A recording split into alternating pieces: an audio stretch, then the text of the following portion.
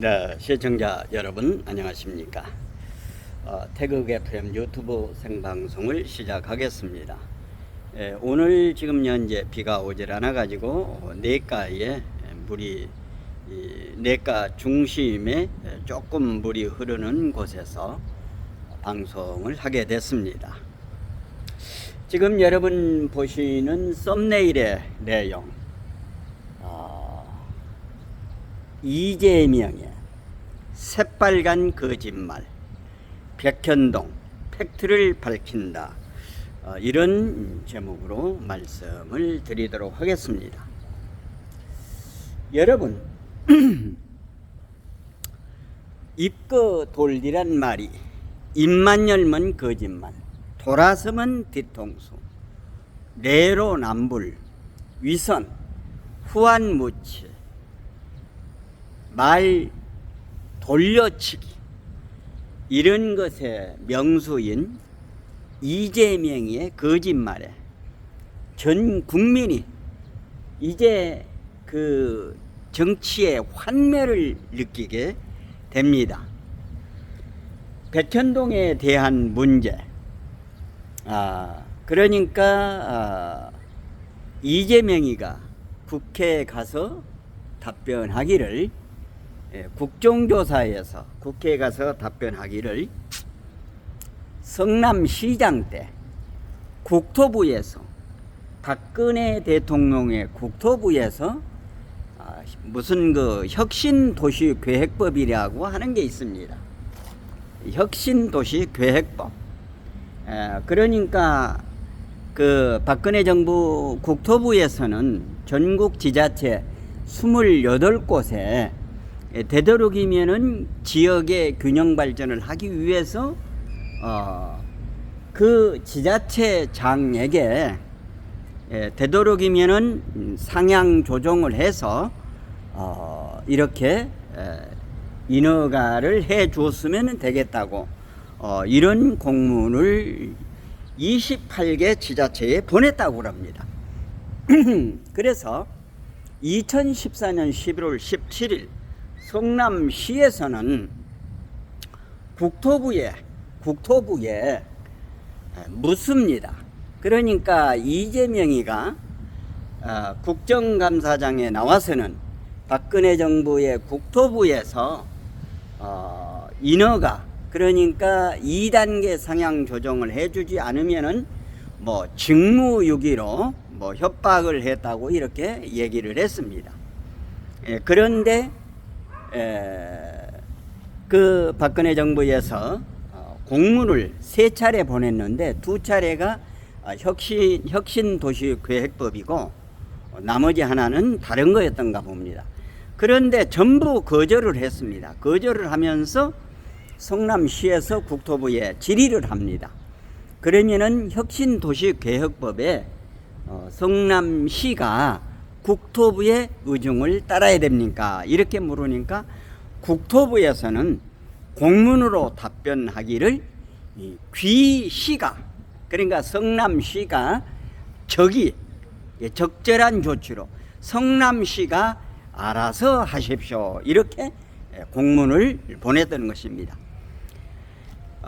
지금 현재 이재명이는 모든 것을 자기가 결재를 했으면서도 결재를 했는지 안 했는지 모르겠다고 그러고, 그러니까 지자체장의 결재 권한이 있는데도 불구하고 그렇게 거짓말을 밥 먹듯이 해서, 그리고 방송을 보면은 오늘 아침에 그 채널 A의 돌직구 김진 그 앵커가 진행하는데도 보면은 그 패널들이, 국민의힘 패널들도 이런 전후 내용을 아주 똑떨어지게 알아가지고 와서 이것을 일반 국민들이 알아듣기 쉽게 설명을 해야 되는데 이렇게 설명을 하지를 못하고 줄줄줄 끌려갑니다.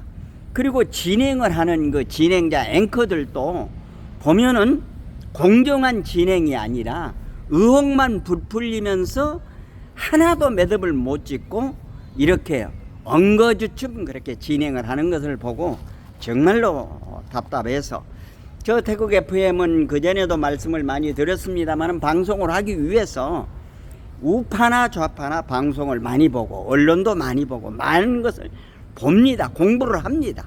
그래서 방송을 하게 됩니다. 오늘도 이 백현동 팩트를 밝힌다 이 방송을 하기 위해서 자료를 다 찾아보고 준비를 하고 이제 방송하기 위해서 지금 현재 개천 가해로 내가해로 오는데 아주 TV조선에 박정훈 앵커가 그전에는 윤정호 앵커가 진행을 했는데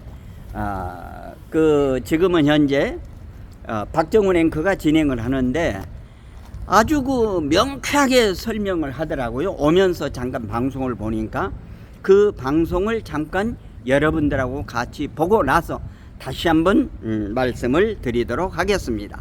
문건인데요. 예. 이재명 시장, 당시 시장이 결재한 문건입니다. 이 당시 문건에 보면은 그 당시 추진 현황, 예. 도시관리 계획 변경을 요청하는데 녹지 지역을 그 식품연구원이 요청한 대로가 아닌 4단계를 상향해서 준 주거 지역으로 변경 요청을 하고 당시 이재명 시장이 결재를 했습니다. 예, 그러니까 아까 국토부에서는 니들이 알아서 해 이렇게 문건 답이 왔는데 갑자기 이게 지금 자기들이 이렇게 추진을 해서 4단계를 높였다. 그 사이에 어떤 일이 있었습니까? 예, 그런데 여기서 주목해야 될 게 이 시점인데요. 이 시점이요? 예, 예. 2015년 1월이죠. 예. 이때가 이재명 대표의 측근이자 2006년에 이 성남시장 출마 당시에 선거대책본부장을 맡은 김인섭 씨가 백현동 개발업체인 아시아 디벨로퍼로 옮긴 시점입니다. 예. 자, 그렇게 본다면 이 김인섭 씨는 시청자 여러분들도 잘 아실 거예요. 이제 성남시장으로 출마했을 때 이재명 대표가 그때 이제 선대 상황본부장을 맡았었고 2번이나 맡았었더라고요. 예. 그러니까 그만큼 측근이었기 때문에 이분이 1월 달에 영입이 됐는데 1월 22일 날 이런 이재명 대표가 결재한 4단계 상향안이 확정이 된 거기 때문에 결과적으로는 성남시가 압박 때문에 했다기보다는 성남시가 자율적으로 판단해서 했다 이렇게 볼 수 있는 거 아닌가요? 예, 게다가 이 국토부가 성남시처럼 이렇게 좀 협조해달라고 보낸 지자체가 28개입니다. 예. 28개 지자체에 달하는데요. 이 백현동 부지처럼 파격적으로 4단계를 용도 변경한 지자체는 아무 데도 없었습니다. 자, 그러면 그게 궁금해요. 4단계로 늘려주면은 도대체 수익이 얼마나 늘어나나? 예, 그 다음 그래픽을 보시면요. 정확한 사실 계산은 어렵습니다. 예. 하지만 그 용적률이 크게 달라지는데요. 그 쉽게 말해서 건물 높이라고 봐도 되는데 2단계만 올린 이종 일반 주거 지역은 중층 주택 중심으로 편리한 주거 환경을 만드는 지역입니다. 예, 이종은 이렇게 용적률이 150에서 250% 이렇게 나오는 거네요. 예, 맞습니다. 그런데 준 주거 지역은 용적률을 200%에서 500%로 높여서 층수가 제한이 없게 하니까 예. 이 분양 수익을 훨씬 올릴 수 있고 이 백현동 사업 같은 경우에는 분양 수익이 3천억이 넘었습니다. 3천억이 예. 그게 다 이제 업자한테 다 3천억이 간 거기 때문에 지금 논란이 되는 건데 자, 3천억이 가는 과정에는 임대 아파트 비율을 원래는 이제 100%로 하려고 그랬는데 100%로 하려고 그랬는데 10%로 줄였잖아요. 네. 그건 어떤 과정을 거쳐서 결정이 된 거예요? 그것도 2016년 1월 성남시 보고서를 찾아봤습니다. 예. 이 이재명 시장이 당시 결재한 문건인데요. 원래 백현동 사업은 임대 아파트 100%로 하기가 되어 있었거든요. 예. 근데 당시 분양주택으로 전환을 하면서 전체 세대수의 10%를 임대주택으로 설치하도록 바꿨습니다. 예. 그러니까 100% 임대주택에서 10% 임대주택으로 바꾼 거죠. 자, 비율을. 그런데 이 사업을 할 때 성남 도시개발공사를 끼워서 사업을 원래 하기로 돼 있었는데 이걸 나중에 성남도계공을 빼버리잖아요. 빼버리게 되면 업자가 이걸 다 가져가는 구조로 바뀌게 되고 그것 때문에 지금 배임 논란이 나오고 있는 거 아닙니까? 예, 그 마지막으로 이 문건을 보시면 될 것 같은데요. 예. 2015년 3월 성남시 보고서입니다. 이 한국식품연구원 제안서 검토 보고고 또 이 역시 이재명 시장이 결재를 했었는데 당시 용도 변경을 해줬던 조건에 성남도시개발공사 사업을 참여해야 된다. 이 공공성 확보를 위해서 참여해야 된다. 이렇게 조건이 되어 있습니다. 조건이 달려 있었네요. 예, 그런데 결국 백현동 아파트 사업은 이 성남 도계공이 빠지고 아시아 디벨로퍼가 혼자 했는데 이게 이 대표가 대장동 업자에게 돈을 몰아준 의혹처럼 이 민간 업자에게 돈을 몰아준 거 아니냐 이런 정황이라는 겁니다. 이 성남 도계공을 빼는 결재는 성남시 과장이 결재를 거부했고 그 후 이 해당 과장을 뺀 채 결재가 진행이 됐습니다. 예, 한송원 기자의 설명을 들으니까 이 백현동에 대해서 이재명 이재명 대표가 이건 국토부 협박 때문이었어 이렇게 주장한 것들이 어떤 의미를 갖는지 아마 시청자분들도 좀 정리가 되시지 않았을까 싶습니다. 자, 이현종 의원께 질문, 이 부분을 집중적으로 추궁하지 않겠습니까? 그렇죠. 지금 이재명 대표가 예전에 검찰에 소환당할 때보다 좀 다른 측면이 있습니다. 예. 예전에는 검찰 소환의 조사를 하는 과정에서 이제 이런 어떤 질의서라든지 진술을 공개를 했거든요. 근데 이번에는 보니까 이 진술서를 미리 공개를 했습니다. 그것도 이제 한 5쪽 분량에 이제 공개를 했고, 또 자신들 그 국회의원들한테도 또 서한을 보내고, 이런 것들을 보면 상당히 이제 예전과 좀 달라진 측면이 있는 것 같아요. 그건 뭐냐면 뭐 백현동에 대해서 아마 당원들이나 잘 모른다라고 이야기를 하지만, 지금 한성훈 기자가 설명해 준 것처럼 이재명 대표 본인 스스로 주장과 지금 실제로 나타난 것과 모순된 게 굉장히 많습니다. 대표적인 게 바로 이 박근혜 대통령이라든지 국토부의 강압적인 어떤 강압을 받았다, 이런 측면이거든요. 근데 당시에 그래서 그 성남시가 질의를 합니다. 이거 우리가 의무적으로 해야 되냐? 그러니까 국토부에서 이야기를 합니다. 아니, 그건 아니고 그냥 알아서 하십시오, 저기라고 표현을 하죠. 예. 그렇게 또 이야기를 하는 것이고요. 또 아까도 이야기했지만 왜 하필 그러면 2차례나 거부를 했다가 왜 4단계나 상향을 했는지, 이 부분에 대한 설명이 명확치가 않아요. 그리고 또 마찬가지로 성남도계공이 원래 들어가려고 그랬다가 갑자기 빠진 이유도 분명치가 않습니다. 뭐 이재명 대표 지금 이번에 진술에 보면 굳이 성남도계공이 들어갈 필요가 없었다, 이렇게 이야기를 하고 있습니다. 그런데 본인이 지금 좀 전에 보면 서명한 문건이 있지 않습니까? 그럼에도 불구하고 본인이 왜 그러면 성남도계공을 갑자기 뺀 것인지. 근데 모든 이런 과정이 보면 딱 김인섭이라는 이 브로커가, 이분이 이 아시아 디벨롭먼트 회사에 들어간 그 시점에 모든 상황들이 바뀌는 거거든요. 그런 부분들을 아마 이재명 대표는 설명을 해야 될 텐데, 제가 볼 때는 아마 내일 출두를 해서도 이미 본인이 그 작성한 5자 분량의 진술만 제출하고, 나머지 부분에 대해서는 지난번에 그 수사와 같이 진술 거부권 행사할 가능성이 저는 굉장히 높다고 봅니다. 알겠습니다. 그렇기 때문에 아마 검찰도 가지고 있는 카드를 구체적으로 깔지 아니면 기소 단계에서 공개를 할지, 아마 이거는 좀 결정을 해야 될 것 같습니다. 예, 우선 먼저 채널 TV 조선의 양해 말씀을 드립니다. 방송을 유튜브가 방송을 하기 위해서 채널 A의 유튜브에서 나온 방송 자막을 조금 사용했음을 널리 양해해 주시기를 바랍니다.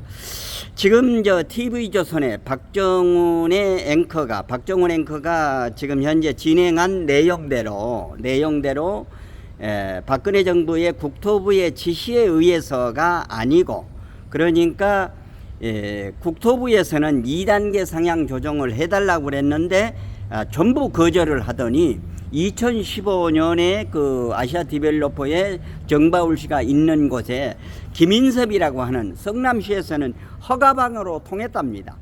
그러니까 그 김인섭이는 방송에서 들으신 바와 마찬가지로 2006년에 성남시장 할 적에 이재명의 그 선대 본부장을 했다고 합니다. 선대 본부장은 가장 최측근을 시킨다고 합니다. 그러니까 2015년에 1월인가 그 김인섭 씨가 거기에 이제 그 영입이 되면서 일이 일사천리로 되어지면서 국토부에서는 2단계인데 4단계 상향 조정을 하고, 원래 이 성남 도시 개발도 들어가기로 했는데 그것도 빼버리고, 그리고 임대주택을 100% 하기로 했는데 그것도 임대주택도 10%로 이렇게 해버리고, 그러니까 이재명이는 한 푼도 1원도 안 받고 뭐 사탕 하나도 안 받았다고 이렇게 얘기를 하는데, 다른 사람이 이익을 보게 하게 하는 거, 이게 배임이라고 했습니다. 정혁진 변호사도 그 설명을 잘 했습니다마는, 그러니까 이재명이라고 하는 사람은 정말로 입만 열면 거짓말이고 돌아서면 뒤통수, 이런 사람들은 이번에 발본색원을 해서 다시는 대한민국 이 거룩한 땅에서 딛고 살 수 없도록 만들어 버려야 되는 것입니다. 공직자라고 하는 게 뭡니까? 공직이라고 하는 것은 한 지역을 맡아서 그 지역 주민들이 잘 살 수 있도록 모든 것을 이렇게 하는데, 그 공직의 어떤 그 권력을 이용해서 어떤 한 사람에게 이익을 줘 가지고 그걸 이제 저수지로 해 가지고, 그러니까 정바울 씨도 얘기를 했다잖아요. 김인섭이하고 200억을 달라고 그래가지고 100억은 내가 갖고 100억은 두 사람한테 준다. 그러니까 이재명하고 정진상에 준다고 하는 것입니다. 그게 저수지로 말이죠. 이렇게 들통이 났는데도 이번에 그 정진석이 판결을 한 그 무슨 박병원인가 누군가처럼 이렇게 좌파 판사들이 우리법 연구에 국제 인권법 연구에 이런 사람들이 꽉 들어차 가지고, 그리고 김명수가 9월 24일 날 나가는데 나가기 전에 지금 현재 법관들을 인사 이동을 한다잖아요. 전부 다 보면은 어제도 그 보도에 의하면은 골수 우리법 연구의 애들을 요소요소에 심어놓고 나간다는 겁니다. 지난번에도 한번 말씀을 드렸습니다. 법관 인사가 2년마다 있기 때문에 이런 그 꼼수를 부리고 나가는데, 어쨌든 지혜롭게 이런 그 좌불 폭세들 반국가 세력들은 이번을 통해서 엄벌을 쳐야만이 되는 것입니다. 정말로 땀 흘려서 열심히 일하는 국민들이 잘 사는 그런 환경이 조성이 돼야 될 것 아니겠습니까? 그래서 오늘은 TV조선에 박정훈 앵커가 진행하는 그 내용을 참고해서 오늘 저 태국 FM은 이재명의 새빨간 거짓말 백현동 팩트를 밝힌다. 그러니까 백현동 팩트를 밝힌다. 정바우리가 3,200억을 그 수익을 받았잖아요. 3,200억을 이재명의 배임 사건으로 인해서 박근혜 정부의 국토부가 이렇게 한 것이 아니라, 이런 그 팩트 내용을 여러분들에게 밝혀드렸습니다. 공감이 되시면은 구독, 좋아요, 알림 설정해 주시고 이웃분들에게도 많이 전해 주시어서 이 사건 사고 내용을 꿰뚫어 가시기 바라겠습니다. 방송을 종료하겠습니다. 대단히 감사합니다.